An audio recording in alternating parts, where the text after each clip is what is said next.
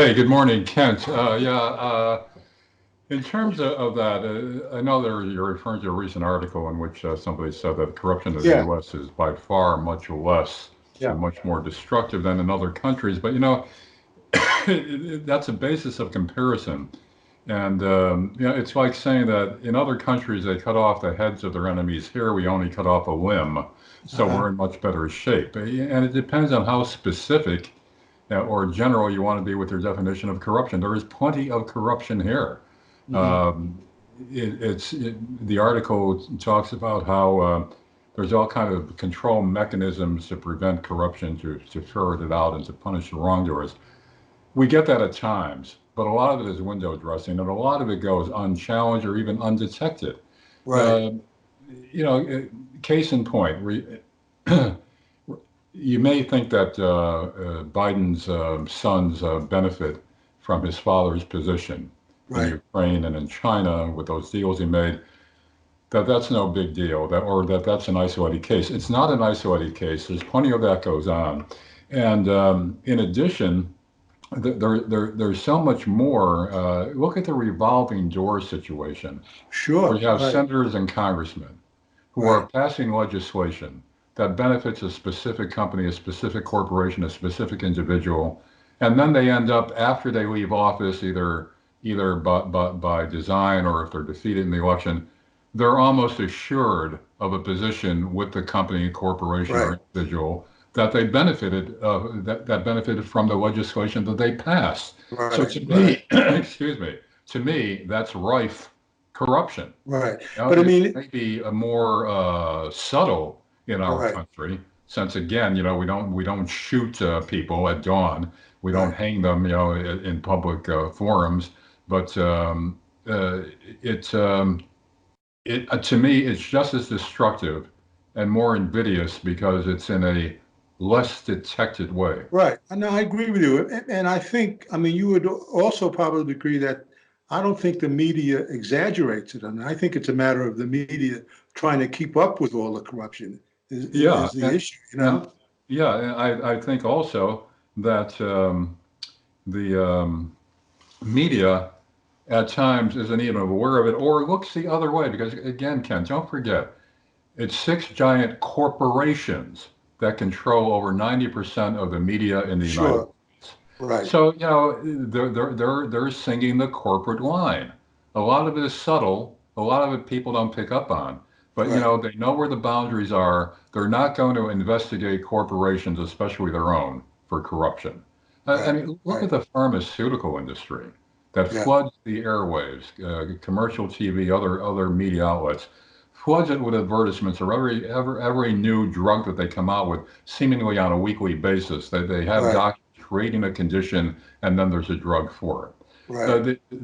Because of the senators in Congress, the government can't even negotiate prices Hmm. with the pharmaceutical industry. So yeah, to me, it's a lot of corruption, and by the very outsourcing of jobs, by the very shape of the economy, all these new jobs that Trump is talking about. What kind of jobs? Stocking shelves at Walmart? Right. Right. Manufacturing Right. jobs are way the heck down, and those were the well-paying jobs.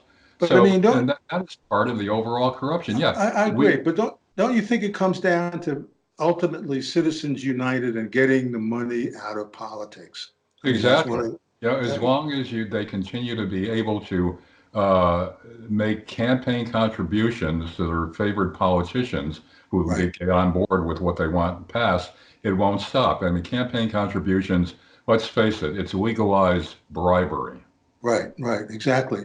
Well, we go down to Mexico a fair amount, and down in Mexico there is corruption, but it's sort of in a way built into the system, in the sense that everybody knows it's there. There's a sort of a corruption price if you want to build a building or renovate your house, and the system works in a way. I mean, a very weird way. Well, I mean, you could say the same thing Well, I guess about the here U.S. too. I mean, Yeah, in yeah, my own nearby city of Scranton, Pennsylvania, yeah, the yeah. mayor was just convicted of using his office to mete out permits for building permits, project Uh-huh. permits, for the city, and bribes were passed there. So, that's rife here too. I mean, the system still works to an extent, although it's at a greater cost to the taxpayers and less bang for your buck. But you could say, yeah, it works here in that sense too. But it's whether or not it should be tolerated because it's part of the system is another big question, and I don't think it should. But from the local level on up to the federal level, the corruption is widespread. Right, Here, right, because even though the economy is weakening, it's still strong enough. right, Everybody right. has enough to eat. Most people, there's Mhm. groups that don't, but yeah, most people, they're still a middle class. They have a roof over their heads. They have enough to eat. So they don't see it yet. They're disgruntled, but they don't see it yet as a crisis situation. So Right, therefore, the corruption goes by the boards. It's the thing about, well, all right, let him steal as long as I get enough to make me happy. right, But right, as the economy continues to worsen, right. that public perception, that public mood, that public reaction will change. Well, I mean, let's take the institution of the presidency. I mean, do you feel that Trump is really uh, causing people to lose faith in the presidency as an institution? That's a toss-up, Kent, because there are others that are reacting the exact opposite.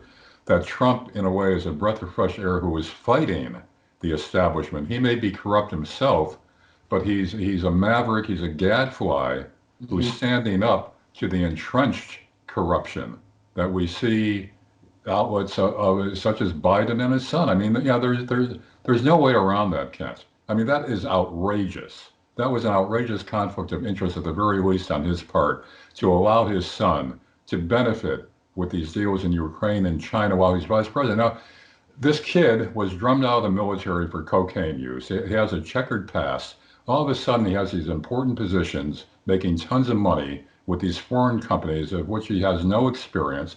So why was he there? It's because these Well, foreign companies hired him for influence with right, the right. But I vice mean president. that happens with all companies. I mean that happens with GE. That happens with NBC, Yeah, Universal.